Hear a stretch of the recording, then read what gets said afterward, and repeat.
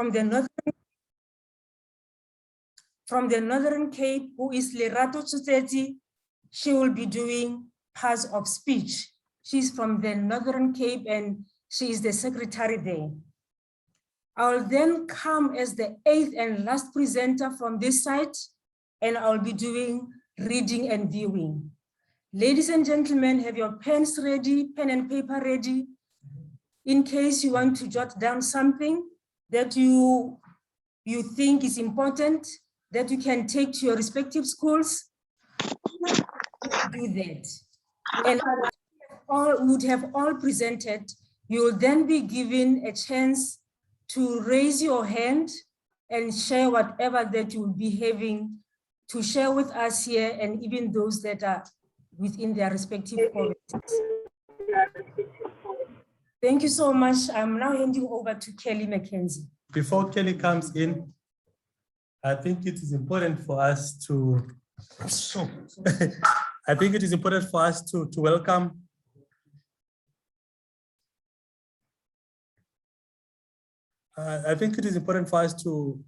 Amira. Amira is the President of Africa Elta. Welcome, Amira. We appreciate your presence. And let's have everybody muted. And thank you all for coming. Over to you, Kelly. Wow, good afternoon, everybody. So we've just come from a really tough marking session, and who said that marking or assessments cannot be used as a teaching tool within our classroom? So what I usually do is, while I'm marking a pack of paper threes, you know, those lovely essays that these children are writing these days, what I usually do is I create a list. I'm going to show you my list. It's a rough copy. I don't know if you can see it. So I make these little notes as I'm busy marking or as I'm assessing, and I pick up on all the general errors that my entire class that they are making. Once I've created the list, I take the list and I actually teach this list of errors to my learners. So I use the errors that I've identified as a teaching tool. I teach my kids, this is what you're doing wrong. So for example, they always get confused between come here and I can hear with my ear, or they get confused with I'm going to the shop and I have too much love for you, ma'am. So once I've identified these errors and once I teach the errors, I then give them a little text or extract, like we usually use it for textual editing, and in which I ask them to identify the errors. That's my second lesson, still just using the errors that they've used or made with their paper threes. Then I ask them to identify the errors and we mark it together. They then write down all the errors that they usually make. They have it in their book. When they must write their first essay in class or their first transactional text, I then tell them once the writing process is completed and they need to move to step 4 or 5 in the writing process, which is the editing, I ask them to consult the list of errors that I've given them just to double check that they have not made those errors again. I hope it's helpful. Hopefully one day, sometime soon, I will be able to share my list of errors with you, and maybe you can share your list of errors with us in the chat. Have a good day. Our next speaker is Rajesh.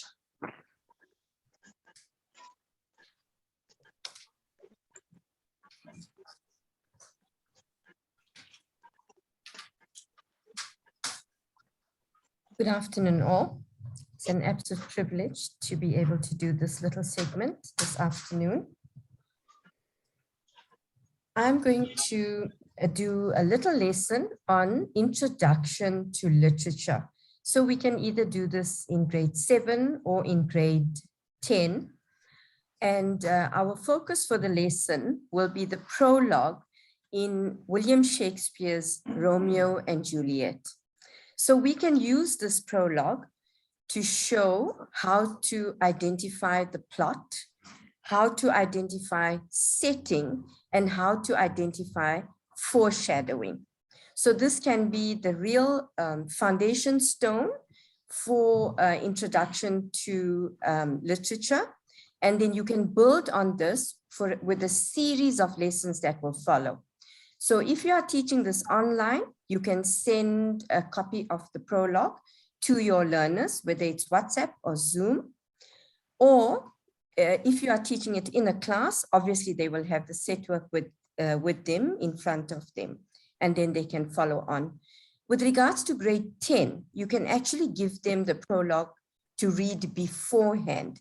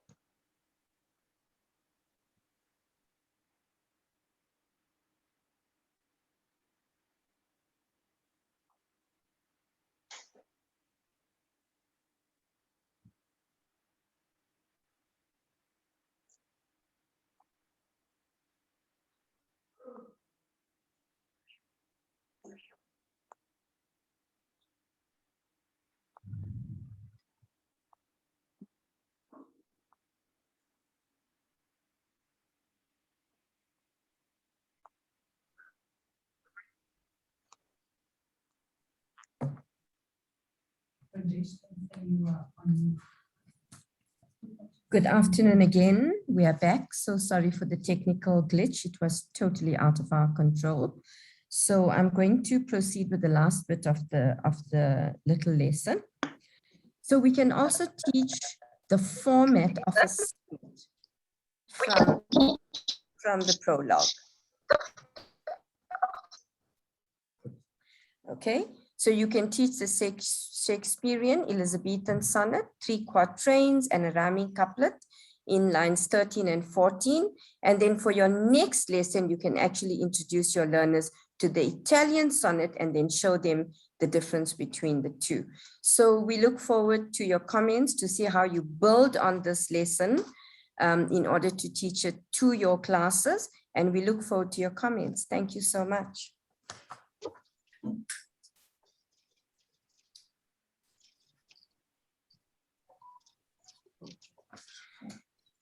We are now going to have Hoffen to, sorry, Shwaning. We are now going to have Shwaning to speak with you and teach you, and he's going to show you how to teach poetry to the introduction of music. Thank you.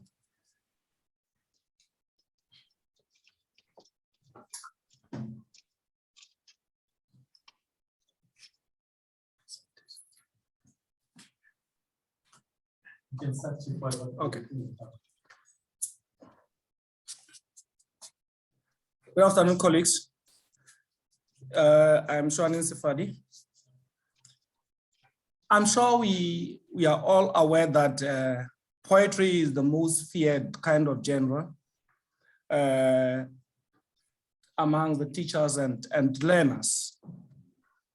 So today, I want us to look at the how we can integrate music or songs in the teaching of English, especially poetry. Yes, there are a number of techniques that one can employ to transcend this fear. But the one that I want us to look at this afternoon is the use of songs. For poetry and songs fall under the same family. They have the same structure, they have the same tone and diction and the list is endless. Right, let's look at the song that I know is well known by R. Kelly and Celine Dion, I Am Your Angel. First of all, when you go to a class, before you can even touch the single poem, just look at this song. Ask your learners, who is this R. Kelly? Who is this Celine Dion? Because remember, there's always a question on the setting. If they can get it correct that R. Kelly is a singer, Celine Dion is a singer from America, and then that answers the question of setting. And then let's look at just the chorus of the song. I am your angel. And it goes by, I will be your cloud up in the sky. I will be your shoulder when you cry. I will hear your voices when you call me. I am your angel. You can even play this song in the classroom just to arouse their interest and expectations. And then let's look at the chorus. In the chorus, you have diction, choice of words. Look at line number 1, cloud. I will be your cloud. And then you have shoulder, you have voices. You discuss diction with your learners. And then the figurative devices that are used in the same song, you discuss them with your learners. For example, the most obvious one is metaphor. When Celine Dion and R. Kelly say, I am your angel, we look at the qualities that the speaker and the angel have that are the same. And then there are a number of them that you can look at. And then you discuss these metaphorical ways that appear in the song. You can even play the song in the class, because remember, our children today, they love music more than anything. We have to take music out of the taverns, we have to take music out of the streets, and then use it in the classrooms. And you discuss the figurative devices, you discuss all these aspects that you always look at when we discuss a poem. And this must also be reflected on your facial expressions, the gestures and body movement. And I think, colleagues, if you can use music in the teaching of any aspect in language, we are going to achieve a lot. Thanks very much. Our next speaker is going to be Hofin Musala. Oh, it's going to be Mponzani, I'm sorry.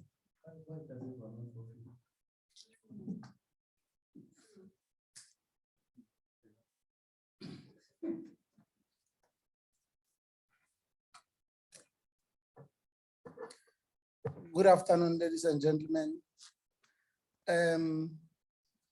Let's look at one of the strategies that we can use when we teach nouns, specifically intermediate phase. Maybe let's take grade 6. Ladies and gentlemen, we need to know that effective grammar instruction involves having learners making connections to real reading and writing. Ladies and gentlemen, we need to know that more often our learners, they often avoid textbooks. We know that textbooks, they often make fear.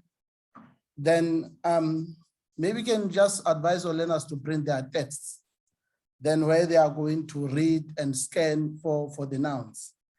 And so while they are doing so, you make sure that you also allow them to divide them into groups, then maybe 4 groups, then they will exchange their texts.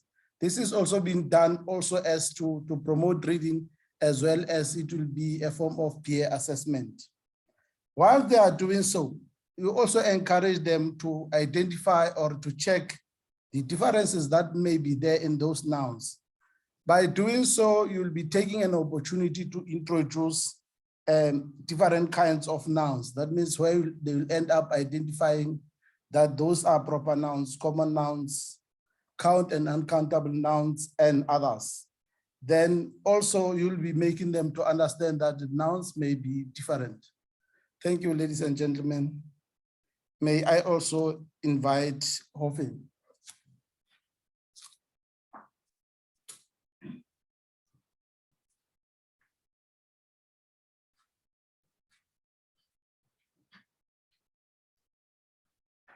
Ladies and gentlemen, good afternoon.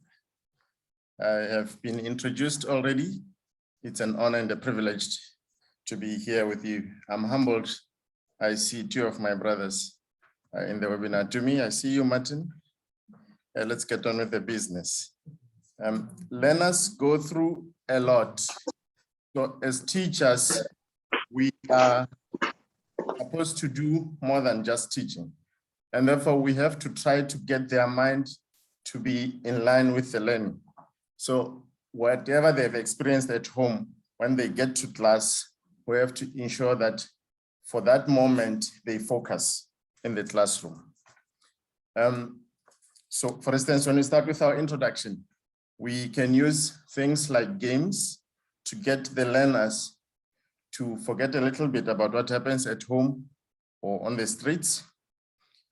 We have many games that we can use. One is a game called Simon Says. So learners can only do what Simon tells them to do. So as a teacher, you can lead them and say, Simon says, stand up.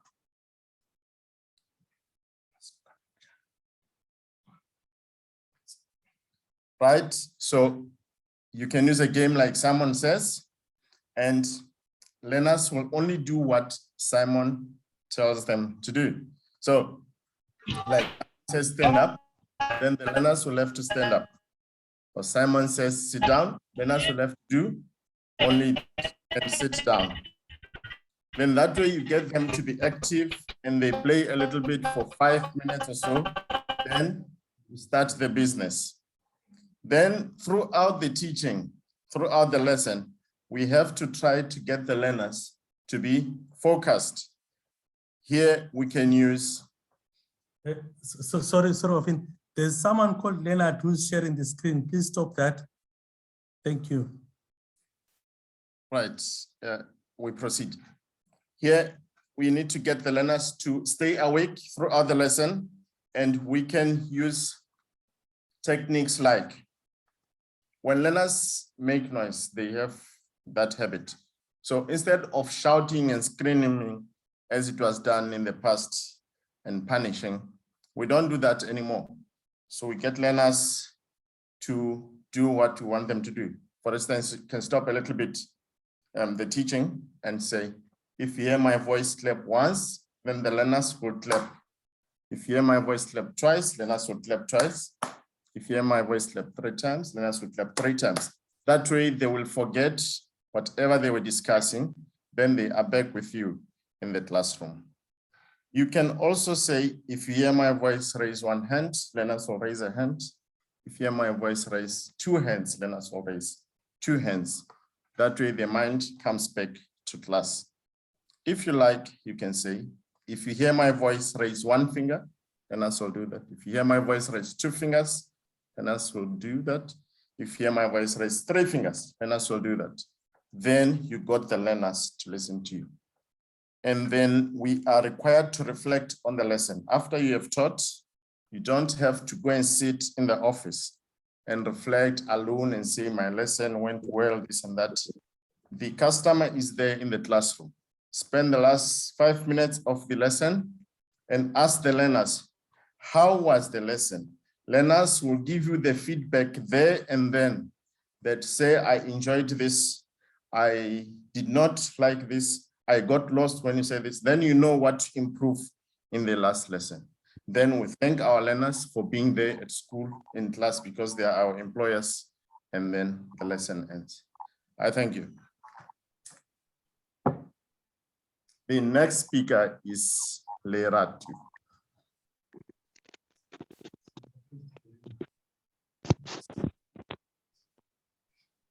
Good afternoon, colleagues. My name is Lerato, and today I'm going to do a lesson for the foundation phase. So you just need to go back to foundation phase if you remember grade 3, and then the level just needs to go a little bit down. So I'm going to introduce how to do introduce parts of speech in a grade 3 class. Remember grade 3, it's very, very simple languages. So what do? We have to bring a structure of a robot. If you don't have one, don't worry, just draw your robot on the blackboard. Then all the learners will have the primary colors of the robot with them. Remember, the first one will be red. Red will represent that it's a noun. The second one will be orange, and orange is your adjective. And the third one will be green in a robot, and green means the verb. Why? Because green means now you move, it's movement. So learners will always remember, I'm moving, it's green, so it's a verb. So now what do we do to introduce it to you? What you tell your learners is, if all the primary colors of the rainbow are not in your sentence, it's not a complete sentence, all colors must be represented. Now you give your learner an example. The first example will be, Jim runs fast. And then you ask your learners, what color represents Jim? They know Jim is a noun, it's a name. So that will be your red. Runs, what color represents run?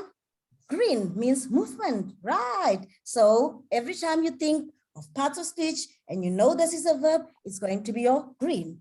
And then how does it run? He runs fast. Adjectives, how is it running? Fast. Then you know the adjective represents your orange. So it will always be in their minds. They always link parts of speech with a rainbow. 3 different parts of speech. So it will always be in their sentences. Now, you can have your flashcards pre-colored, or you give your learners in their groups, give learners the color pens, give them strips of paper. Now you request them, the ones that have green, you only write 2 or 3 words. The one who have orange, like that. So when they finish, they write their words on the flashcards. After writing the words on the flashcard in their groups, now they put the sentences together to make a word. So what you're learning them? Bringing sentences together, and then we break them up. Now you ask them, the robot, remember, the robot is in your classroom. Now you ask the one, who's got the red? Let's break it up. What part of speech is the red? Then the groups with the red lift up their flashcards, take it and go and paste it on the robot where it's red, right? And then who has the one for green? Movement.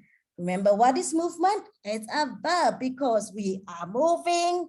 Then they take it, go put it on the robot, right? So that will all, remember in foundation phase, we have our word wall for our phonics. It's growing every day, but then create a language use word wall where you'll have your green. They know all the words under green is our verbs. Every day we finish, we put it on our language structure wall. So you always have your green, your red. But now, as they go to term 4, we change it. Now we do what? We use a rainbow. Remember, a rainbow does not have 3 primary colors. It adds, you add your purple, you add other, right? So as you add your purple, that can be your articles. As you add your blue, that can be your what? That can be your conjunctions. So every time we grow. So simple sentences, we use our robot, but when we expand our sentences, we go to the rainbow, where now we start adding our conjunctions, our is, our are, so that we know sentence needs to grow, sentence needs to make sense. You need to understand what you're writing about, but believe you me, when they start with that concept, all the colors in their mind, when they go to grade 4, grade 5, the teacher can even expand the rainbow. And then that also, one tip, makes your class look nice. Remember, now you have all these beautiful colors. And then every time you do your word wall, where they need to do words that they've learned, they go, they identify a color, check the word wall. Now the vocabulary grows and they start making what? Meaningful sentences. Thank you, everybody. I hope that was helpful. I can't stop but clap for her. This was very beautiful. I'll come to your class next time. I'm going to present shortly. It's difficult to present after someone does this wonderful lesson, but lessons are all wonderful. We as teachers do a lot of work and so much effort to it. What we are learning now is every lesson can be different and captures learners' interest so that they learn. Okay, I'm going to talk simple about comprehension. I'm going to talk about reading for comprehension. Our learners are always tested and they have a barrier about language. When they answer their questions, they don't use proper language and then they are marked wrongly. But comprehension is about understanding of a text, of a certain text. So as we translanguage, I want us to know that even sign language, miming is a language. And if a learner can do that, the learner could have comprehended.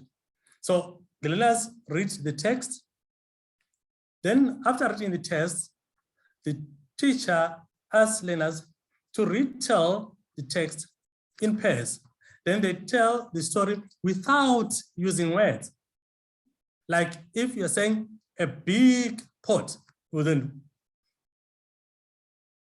a big pen and a small pen, the learners just mime the whole story, telling each other. They tell each other in pairs, then the pairs swap. After the pairs swap, they expand to maybe 4s, 8s, then until they tell the story to the whole class.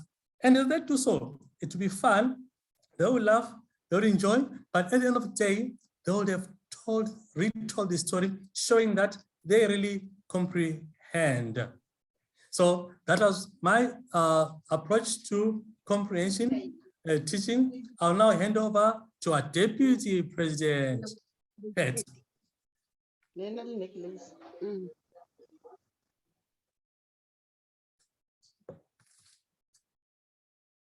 Thank you, Mr. President. We now come to our last presentation from our side, and I hope you are all ready with something that you'd like to share with us after I would have presented.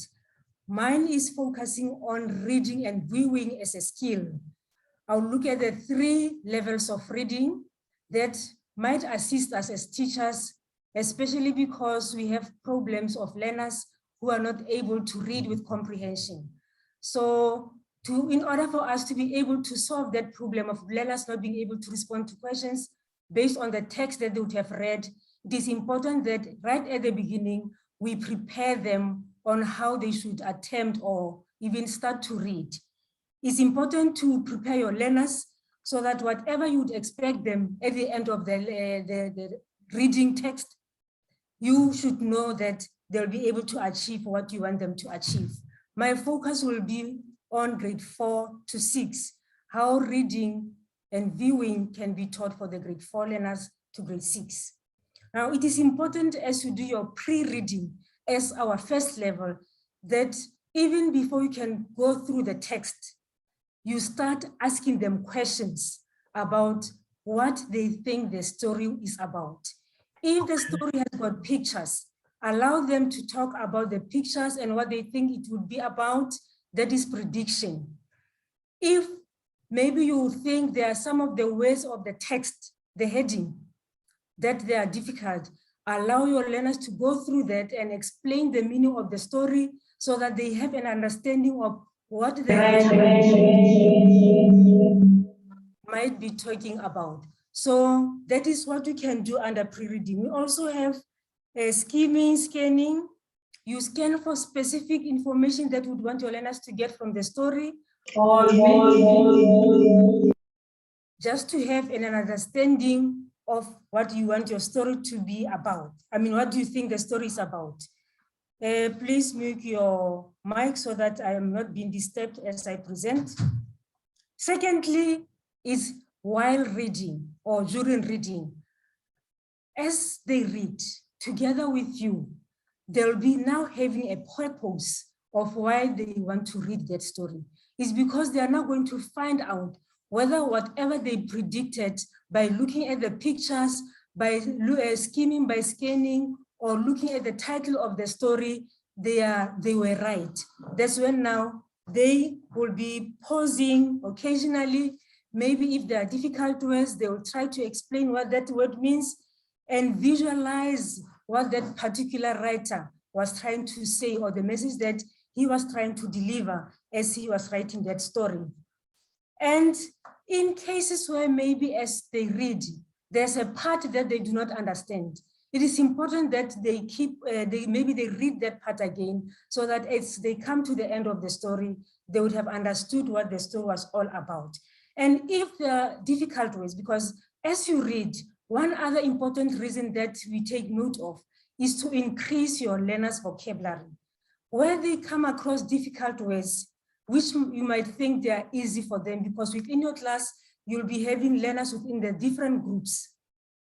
I'll make them aware that right at the beginning, they need to underline such words, so that as you now look into the post-reading, those learners will give you those words and you will be able to explain what each of those mean in context. The last level is post-reading. Post-reading would have gone through the whole passage or the whole story, and then you would expect your learners to respond to questions. Because they are still within the intermediate phase, especially when they're in grade 4, it is better for you to start asking them questions as a class, verbally, so that when you expect them to write in their workbooks, then at least they will all be having the same understanding of what the story was all about. Those are the 3 levels of reading that you can use in teaching your learners to read, so that they become critical readers. They become learners who are able to analyze a text that they are given, and also learners who will be able to respond to questions that they were given after they would have read the story. Colleagues, thank you so much for listening to all the presentations that we had. And at the beginning, when we started, I said, give us an indication in the chat group if maybe you've got something that would like us, you would like to share with us. I will wait for Kelly to give us responses to tell us of those people who have an interest in sharing whatever that they have with us. Okay. I'm sorry if I don't pronounce your name correctly. Colleagues, those who are still unmuting themselves, please mute your mics so that we don't disturb us here. Firstly, on our list from the chat box, we have El Notia, who will be doing tip for learners who stutter during oral. Good afternoon. You are just going to hear my voice. Can you hear me? Yes, we can hear you. Okay. I have really, thank you. I really enjoyed all the tips, short and sweet. Now, very often you have learners who stutter and who do not want to do oral, and they will rather say, give me a 0, but I am not going to stand in front of the class. So what I do with learners that I know do not have the confidence, I usually tell them, you can come during break, but you need to bring your 2 best friends with you. And then they come into the classroom during break, and I make the learner who stutters stand at my desk, and she has to touch the desk, and then she has to speak to her friends. And I tell her, I am not going to give you marks at all. And I do that for a couple of times. And then gradually they get used to hearing their own voice, and their friends will not laugh at them. And if I think back of the olden days where we used to give an average for a stutterer, or we simply gave a 0, fortunately, we are not living in those days anymore. We have so much more understanding. And I don't want to say leniency, but rather compassion for somebody who really stutters with self-image and people who have a low self-image. So that really works. And oral is important. And I think as a teacher, you should also be very strict when a stutterer or somebody who struggles to speak wants to say something in class, and you have a group of learners who start to snigger, just simply reprimand them and make them understand that it is not acceptable. Thank you, that is all. Thank you so much for your input. I believe colleagues have noted many points from what you have said. Colleagues, we feel very honored to have Sarah Messer from Austria, who is my mentor. I know yesterday when I spoke to her, she said she wouldn't want to say anything but I would like to check with her if maybe there's nothing that she'd like to say based on all the presentations that we had earlier. Sarah? Thank you so much for asking me to join you. It's lovely to be here in such interesting sessions. So many things that I've taken notes of, ideas for using songs and music, and the robot, this rainbow idea I think is lovely. I teach mostly older students, and I have found one technique that I've been using recently that I found interesting is, rather than getting me to ask questions about readings, I get the students to create the questions for each other. And that's been a nice way of changing around the power dynamics in the classroom. And also it's a really good way of checking comprehension, because if they're able to ask questions about the text, it tends to mean they've really understood it very well. So that's something I've been doing now, is getting them to be the ones to ask the questions, getting them to ask questions of prediction. Can they predict what's coming next? Do they predict from the title? So making them be the ones who ask the questions, not me. And that's maybe something that in different settings, maybe for somebody that's useful. But I can't possibly compete with the creativity here. It's incredible and really impressive. Thank you very much for asking me to join you. Good luck. Thank you so much, Sarah. We so much appreciate your time. Again, as the president, Mr. Sibanda, has indicated earlier, we have Africa ELTA president who is from Ethiopia. Amira, I'm sorry to also put you on the spot by asking you if maybe there's something that you'd like to say that you think might be of importance to all of us here. Thank you. Thank you very much, Patricia. I'm from Egypt, actually not Ethiopia. I hope I can visit Ethiopia one day. First, I would like to congratulate you on this webinar, and it's really lovely to see many of our friends here presenting and sharing great ideas, so congratulations. I'm actually teaching research writing right now, so it's like kind of boring classes talking about research writing. But I would also like to introduce and maybe like one idea I used before in my academic writing classes that has to do with text development and also text coherence. One thing I did, because I teach here Arabic students, and in Arabic we have this like tendency when we are writing that we are not really straight to the point, so we give a lot of introductions. So one thing that I usually do with my students when we start writing is to teach them about how to tell a story by contrasting English and Arabic.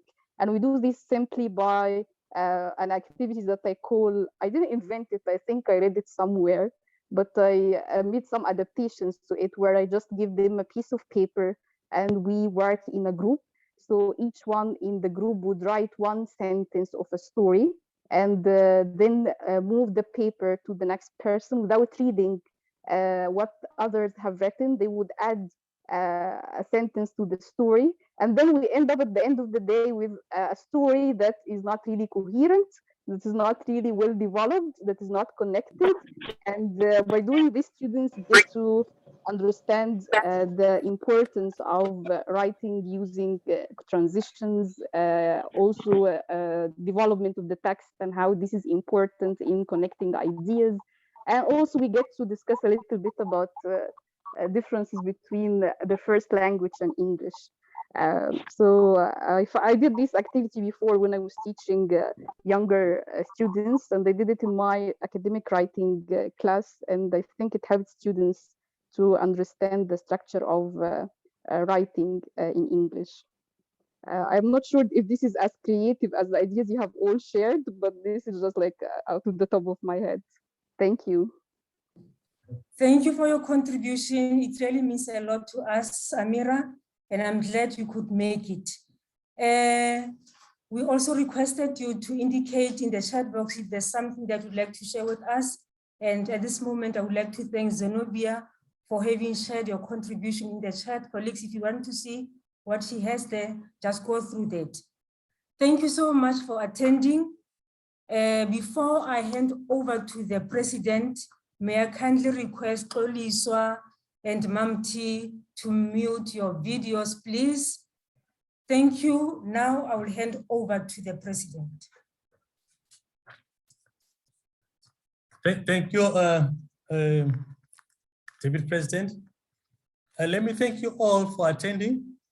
We will be posting all of today's videos on the YouTube. Please follow us on Facebook. And for those that are not yet members, please join NAETSA. NAETSA rocks. NAETSA is the place to be. We'll be having our conference in March next year, but before March, we'll be mid-January to early February. We'll also be having 2 webinars on how to prepare yourself for a good year. Thank you so much. And all of those that attended and made contributions through the chats, we appreciate that. We'll post them to our Facebook. Amira, thank you. Bakila, thank you to you, and to Mildred, my dear one, thank you. Everybody, I love you. Goodbye. Thank you. Goodbye. Love you all.